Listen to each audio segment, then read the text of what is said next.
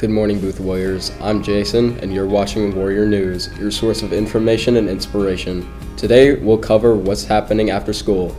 Today. Next stop, the Warrior News. Welcome to Warrior News from J.C. Booth Middle School in Peachtree City. Today, please stand for the Pledge of Allegiance. I pledge allegiance to the flag of the United States of America and to the republic for which it stands, one nation under God, indivisible, and with liberty and justice for all. Please remain standing for a moment of silence while we reflect on today's activities and focus on demonstrating our best behavior.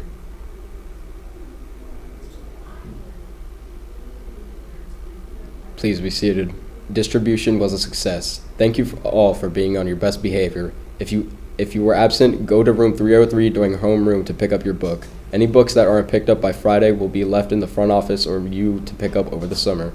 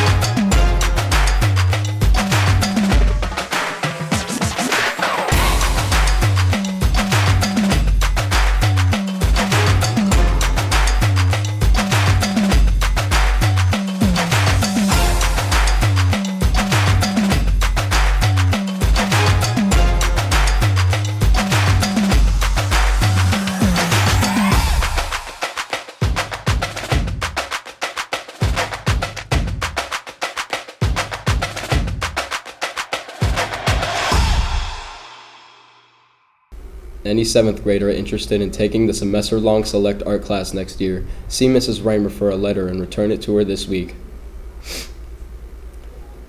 Car riders, when your car arrives, please walk to it.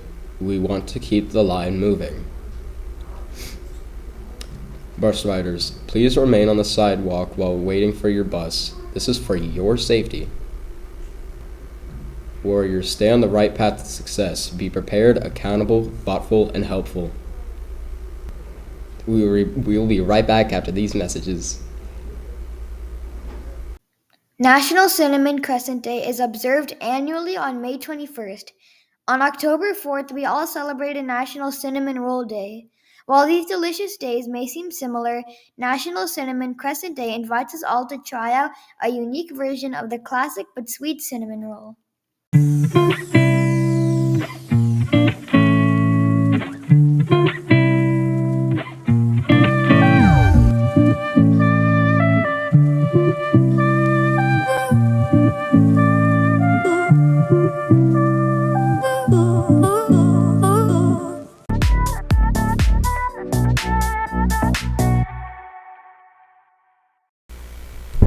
Tell us about a typical day in your room.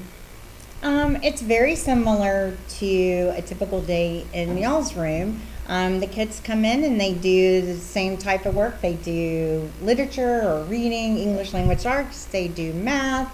The only difference is that I do life skills with my students. As you know, my room has a kitchen, and so like today, we are cooking our Cinco de Mayo fiesta. And so the kids work on learning same kind of things you learn in home ec with kitchen safety and where things might go in the kitchen or grocery shopping. We also work on life skills of money and when you get your paycheck, you know, what you're going to do with it.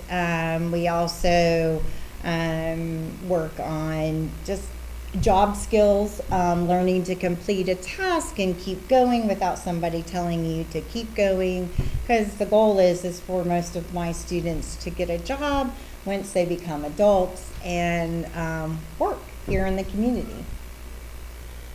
That's nice. What teaching strategies do you use? What teaching strategies do I use? Well, when you're a special education teacher, you have specialized in strategies that you use, but I use a lot of visual cues. I use a lot of pictures, colors, so it helps the students know how to get the right answer. As an example, if we're answering comprehension questions about a story, we'll go back and highlight in different colors. So they can go during that night when they do their homework, so they can go back and reference their materials and be able to find the answer. So just a lot of visual cues is most of my teaching strategies. So I recognize when you said that their classroom is a lot like ours. Do they take like as much tests and quizzes and have a lot of homework like we do? They probably don't take as many tests and quizzes as you do, because in a special ed room, we do a lot of what they call data collecting. So they might be doing an assignment and they don't realize that assignment I'm going to be keeping as a piece of data to show their parents when I review their IEPs within a year. But they do take some. They take the Georgia Alternate Assessment, which is like your milestones, but they take it individually with me, and I read the whole test to them. And we take it starts at the end of March. So I try to be done with that before you guys start your milestones, so that way Miss Ivy isn't having to go between several different tests. But they do take quizzes and assessments, so that way when I meet with their parents, I can tell them exactly how they're performing at school.